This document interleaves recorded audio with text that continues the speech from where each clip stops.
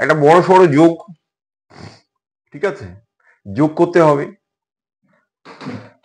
প্রথমে একটা এক, তারপর দুটো এক, তারপর তিনটে এক, তারপর চারটে এক, তারপর পাঁচটা এক, তারপর কত ছটা এক। হাফ কটা আছে? একটা, দুটো, তিনটে, চারটে, পাঁচটা, ছটা। ছটা হাফের যোগফল নিশ্চয়ই 3। ছটা হাফের যোগফল কত? 3। আর প্রথমে এক কটা থেকে শুরু হয়েছে? প্রথমে একটা, তারপর দুটো, তারপর কটা এক, তিনটে, তারপর চারটে, তারপর পাঁচটা, তারপর কটা? ছটা। আর তার সঙ্গে এই 3 যোগ করে দাও।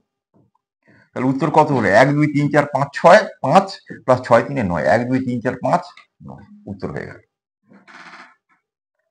ঠিক আছে, যা বললাম বুঝতে পারলি কি? দেখো আবার বলছি, ঠিক আছে। প্রথম নিয়মটা হচ্ছে এখানে প্রথমে একটা এক, তাহলে 1, তারপর দুটো এক মানে 2, তারপর তিনটে এক তার মানে 3, তারপর চারটে এক 4, তারপর পাঁচটা এক 5, তারপর ছটা এক 6, হয়ে গেল। একগুলো যোগ করা হয়ে গেল। 1 1 11 111 100 1111 ইত্যাদি ইত্যাদি যোগ করা হয়ে গেল। এবার হাফ কটা আছে? একটা। দুটো হাফ যোগ করলে 1, ছটা হাফ যোগ করলে কি হবে? 3। তাহলে এর সঙ্গে সেই জন্য 3 যোগ হবে। তাহলে উত্তর কত হলো? 1 2 3 4 5 পর্যন্ত থাকবে, 6 3 কত হবে? 9। তাহলে 1 2 3 4 5, পরেরটা কত হবে? 9। তাহলে উত্তর হলো অপশন ডি। এই কোশ্চেন আমাদের রেলের পরীক্ষায় পড়ে, সবাই উত্তর করতে পারি, কিন্তু সময়ের ব্যাপার।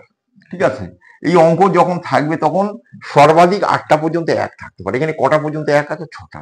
8টা থাকবে। তাহলে 8টা পর্যন্ত থাকলে, ঠিক আছে, তাহলে 8টা পর্যন্ত থাকলে লিখতে হবে তাহলে 1 2 3 4 5 6 7 8 লিখতে হবে। 8টা এক, তাহলে 8টা এরকম হাফ থাকবে। 8টা হাফ যোগ করলে কত হবে? 4 হবে। তাহলে এর সঙ্গে 4 যোগ করবো। তাহলে 78 4-এ কত হচ্ছে? 78 4-এ 82। তাহলে আমাদের উত্তর তখন হবে, তখন উত্তর কত হবে? তাহলে আবার বলছি 1 2 3 4 5 6 পর্যন্ত থাকবে, আর 78 4-এ কত হয়ে যাবে? এটা 82।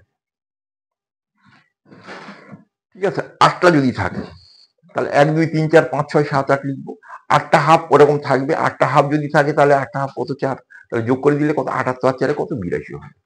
যদি, ঠিক আছে, এটা বিজোড় সংখ্যায় থাকবে না, জোড় সংখ্যায় থাকবে। যদি 4খানা থাকে তাহলে 4খানা থাকলে কি হবে? উত্তরে 1 2 3 4, চারটে হাফ মানে 2 যোগ হবে। তাহলে 4 আর 2 কত হয়ে যাবে? 6। তাহলে উত্তর হবে 1 2 1 2 3 6। ভিডিওটা ভালো লাগলে তোমরা সবাইকে, ঠিক আছে, শেয়ার করো, চ্যানেলটা সাবস্ক্রাইব করো। এই ট্রিকি ক্যালকুলেশন আমি তোমাদেরকে জানাতে থাকবো পরপর ভিডিওতে।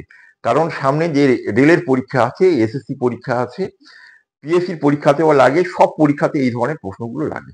করতে পারি আমরা সবাই, কিন্তু কিভাবে দ্রুত করবো। ঠিক আছে, আজকে তাহলে এই পর্যন্ত।